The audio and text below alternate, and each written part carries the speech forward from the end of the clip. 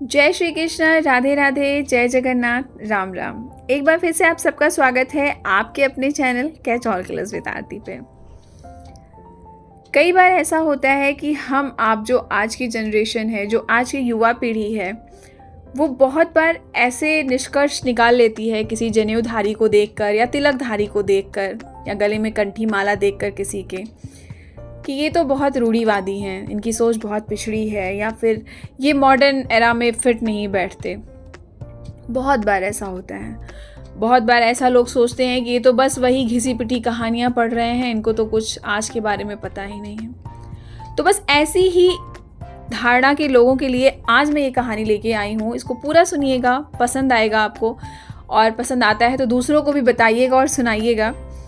ये कहानी ऐसी है कि एक बार एक युवा दंपति जो थे वो रेलवे स्टेशन पे बैठे थे और ट्रेन का इंतज़ार कर रहे थे।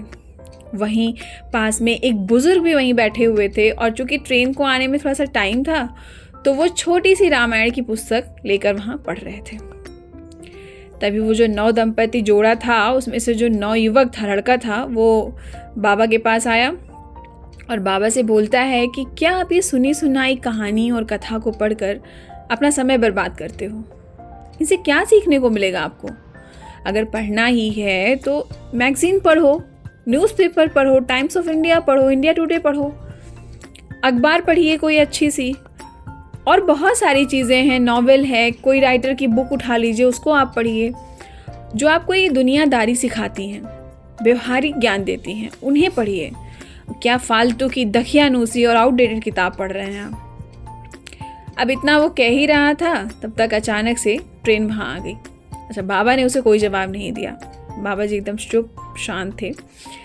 ट्रेन आ गई, युवक तेजी से आगे वाले गेट से अंदर चढ़ गया और बाबा पिछले गेट से ट्रेन में चढ़ गए। अब ट्रेन चली ही थी, थोड़ी ही आगे गई थी, तब तक युवक की चीखने चिल्लाने की आवाज़ आई। अब बाबा जी को हुआ कि भाई लड़का है, देखा जाए क्या हुआ। तो बाबा जी वहाँ आए देखने के लिए, उसकी गेट तक आगे वाले।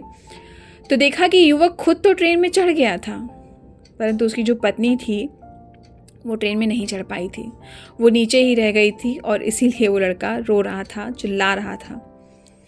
तो तब बाबा ने उससे कहा कि बेटा, तुमने इंडिया टुडे, अखबार, अन्य सैकड़ों पुस्तकें पढ़ने के बजाय अगर सिर्फ एक रामायण पढ़ी होती ना, तो तुम्हें ज्ञात होता कि उसमें क्या लिखा है और उसका पालन तुम कर रहे होते। रामायण में एक लाइन लिखी है, राम सखा तब नाव मंगाई, प्रिया चढ़ाई चढ़े रघुराई। अर्थात श्री राम जी ने जब नाव मंगाई, नाव पर चढ़ने से पहले उन्होंने अपनी भार्या सीता को पहले नाव पर चढ़ाया और बाद में वे खुद चढ़े। तो तुम भी अगर अपनी पत्नी को पहले ट्रेन में चढ़ाते और बाद में खुद चढ़ते तो तुम्हारे साथ ये घटना नहीं होती। इस पूरे वृत्तांत का सार ये है कि हिंदुस्तान के लाखों सालों से वैदिक सनातन धर्म, संस्कृति, हमारे वेद, 4 उपवेद, ब्राह्मण ग्रंथ, रामायण, मनुस्मृति, भागवत गीता आदि सब कुछ इंसान को इंसान बनने में और इंसानियत सिखाती है। मनुष्य में मनुष्यता कैसे आती है, वो ये पुस्तकें सिखाती हैं हमें। जो बात हमारे धर्म ग्रंथ और हमारा सनातन सिखाता है, वो आज तक तथाकथित किसी भी पुस्तक में नहीं है। आप आज भी अगर श्रीमद् भागवत गीता उठा लेंगे और अपनी किसी भी समस्या को लेकर वहाँ पर जाएंगे तो आपको उसका समाधान जरूर मिलेगा। आप रामायण उठाएंगे तो आपको बताएंगे कि कैसे मर्यादा में रहकर कैसे जीवन जिया जाता है, कैसे अपनी पत्नी का सम्मान किया जाता है, पिता के बातों का मान रखा जाता है, कैसे भाई भाई के हिस्से के लिए लड़ाई नहीं लड़ते, अपने हिस्से को और अधिकार को छोड़ दिया करते हैं भाई के प्यार में। ये आपको सीखने को मिलेगा। बहुत सारी चीज़ें हैं जो ये धर्म ग्रंथ सिखाती हैं, और धार्मिक पुस्तकें ही नहीं हैं, ये जीवन जीने का आधार है, और व्यवहारिक ज्ञान से तो भरा हुआ है हमारा ये धार्मिक ग्रंथ। आज आदमी को पढ़ना आ गया है, पर पढ़ना क्या है किसी को नहीं पता है। जीवन मिल गया, पर जीना कैसे है वो भी नहीं पता। और ज़्यादातर लोगों को अगर आप देखेंगे तो वो सांस लेने वाले मुर्दे ही हैं और कुछ नहीं है। तो अपने धर्म ग्रंथों से जुड़िए, उनका सम्मान कीजिए, और जब आप उन्हें पढ़िए तो उनको पढ़ते समय आप उनसे व्यवहारिक ज्ञान सीखते चलिए।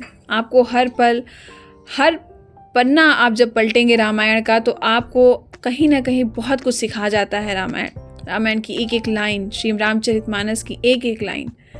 बहुत आसान है, शुरू कीजिए।